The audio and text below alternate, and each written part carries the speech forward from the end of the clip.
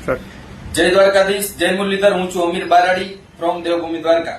અત્યારે મારા લાલા આહિરારે વાત થઈ છે એની ઉપર જે હુમલો કર્યો ખજૂર જાની ઉર્ફે આજે સેવા કરે નીતિન, હવે આ હુમલો અમે વખોડી કાઢી છીએ અને અમારા સમાજના દીકરા ઉપર હુમલો અમે સહન નહીં કરીએ।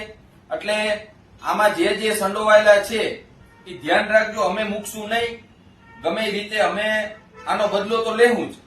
આમાં યુવરાજ કરીને કોઈ છે અને લાલાને એવું કહેવામાં આવે છે કે સાવરકુંડલા આવ, અને સાવરકુંડલાના કોઈ રસ્તા ઉપર અવાવરું જગ્યા ઉપર બોલાવે છે અને એવી ધમકી મારવામાં આવે છે કે ભાઈ તું બધા વિડીયો ને ડિલીટ ને આ બધું કરી નાખ ને વિરોધ કરવાનું બંધ કરી દે ને આવું બધું કહેવામાં આવે છે। તો આ કઈ બંધ નહીં કરે અને કોઈ વિડીયો ડિલીટ થાય નહીં, અને આહિર સમાજના દીકરા ઉપર હુમલો અમે કોઈ દિવસ સહન નહીં કરીએ।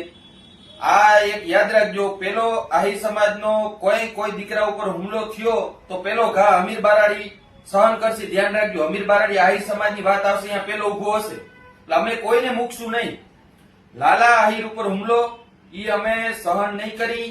પછી યુવરાજના જે 3 ગાડીઓ લઈને આવ્યા ઈ તમારી જાતને બહુ મોટા સમજતા હો તો હાઈલા આવજો દેવભૂમિ દ્વારકામાં, મોસ્ટ વેલકમ। અને આનો અમે જવાબ તમને દેશું જ, ઈ ફાઇનલ વાત છે। અને આ જે કર્યું એ બહુ દુષ્કૃત્ય કહેવાય। અને આમાં જો ખજૂર સંડોવાયેલો હોય તો ખજૂર તારી આ સેવા અને બધું તારા ધંધા બંધ કરી દેજે ગુજરાતમાં। અને આ કાઠિયાવાડ સૌરાષ્ટ્ર છે અને આયરના દીકરા ઉપર હાથ નાખવો હોય તો બીજી વાર મારો દીકરો વિચાર કરવો જોઈએ, ગમે એ જ્ઞાતિનો હોય। આ અમે કોઈ દી સહન નહીં કરીએ। અમારા સમાજ માટે જયારે વાત આવી ત્યારે અમીર બારાડી પેલો ઉભો હોય, ધ્યાન રાખજો। ભલે કદાચ 2 કેસ વધી જાય પણ અમે તમને મૂકશું નહીં, કેમ કે અમારા સમાજ ઉપર વાત આવી, અમારા સમાજના દીકરા દીકરી ઉપર વાત આવી તેથી અમે લડવાના જ છીએ, બરાબર?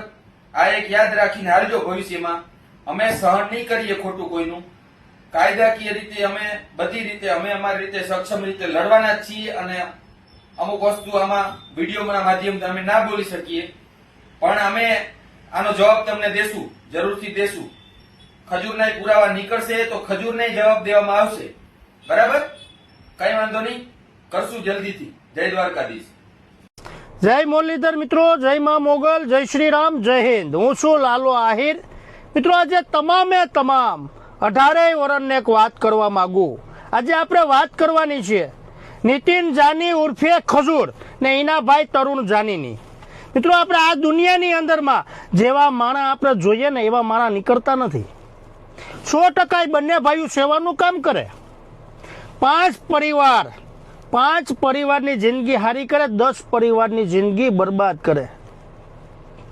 આ બંને ભાઈઓનો ધંધો છે। 5 લોકોનું કામ સારું કરે, 10 માણસોનું કામ ખરાબ કરે, 10 જણાની જિંદગી બરબાદ કરે। આનો ધંધો છે। હવે મિત્રો મારી ઉપર હું શું નહીં તમામ લોકોને કહેવા માંગુ કે આ બંને ભાઈઓએ મને એવું કીધું કે તું વિરોધ કરે તો તારો વિરોધ બંધ કરી દે, મારા ફોટા તારી આઈડીમાંથી બધા ડિલીટ કરી નાખ, એ મારી પાસે પ્રૂફ છે।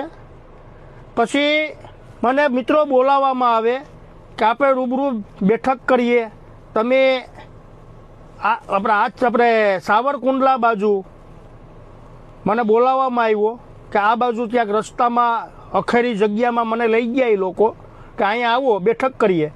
ત્યાં એનો માણસ યુવરાજ નામનો વ્યક્તિ, આ ખજૂરનો માણા એની સાથે હતો। પછી ત્યાં એ લોકો મારે યારે બોલાચાલી કરી, મને કહો તને જો તારે જોયા જેવી કરી નાખશું તારી સાથે, તો આ અમારા વિડીયા ડિલીટ કરી નાખ, એ મને ધમકી આપવામાં આવે। પછી મને ખજૂરે એવું કીધું કે હવે તું જો તારી ઉપર હું શું કરું। આ પોતે હો નીતિન જાનીએ એનો ભાઈ તરુણ જાની, એ મારી પાસે પ્રૂફ છે મિત્રો। પછી ત્યાંથી હું નીકળી ગયો। પછી એ લોકોએ માણસો મોકલા મારી ઉપર હુમલો કરાવવા માટે। એમાં યુવરાજ નામનો વ્યક્તિ ત્યાં મારી સાથે ત્યાં ગારું બોલતો હતો। પછી મિત્રો એ લોકો 10 થી 12 જણા મારી ગાડી ઠાર ભાંગી નાખવામાં આવે। એ લોકોએ ગાડી ભાંગી નાખી ને 3 ગાડી હતી એની પાસે, 3 ગાડી લઈને આવ્યો હતો આ યુવરાજ નામનો વ્યક્તિ। યુવરાજ નામનો વ્યક્તિ એનું ફાર્મ સંભાળે, બંને ફાર્મ સંભાળે. આજ સંગ એની બંને ફાર્મ છે, 2 ફાર્મ છે, એ સંભાળે અહીંયા.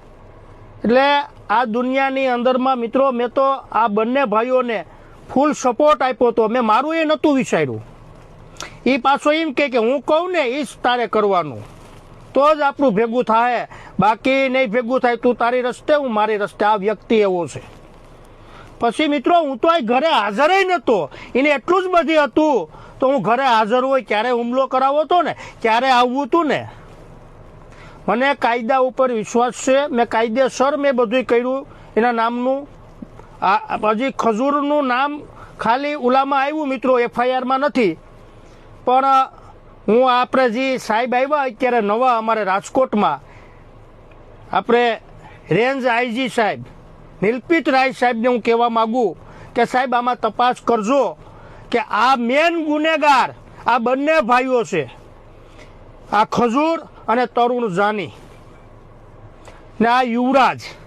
એટલે સાહેબ આમાં તમે થોડીક તપાસ કરજો એટલે તમને ખબર પડી જાય. મારી આખી ગાડી ભાંગી નાખવામાં આવી. આ મારી ગાડી છે.